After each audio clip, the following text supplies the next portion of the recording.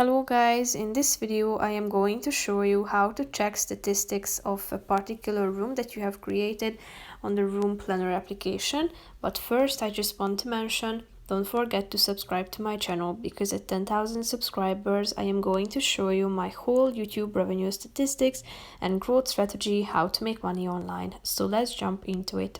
First of all, open the application on your phone, tap on the home icon down below, and after that select a room that you are interested in, tap on it, and after that tap on the three dots icon in the upper right corner of the screen. Now tap on the second option in the middle, estimates and statistics. Here you will see all of the relevant information concerning your room, such as main dimensions, volume, number of doors, windows, perimeters, materials, and so on. If you want to share these data, click on the share button in the upper left corner of the screen, tap on export PDF.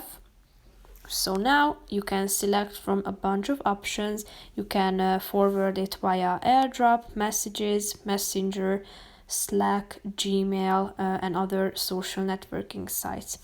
So that's pretty much it for this video, guys. I hope you found it helpful. If you did, consider subscribing and see you in the next video. Bye bye.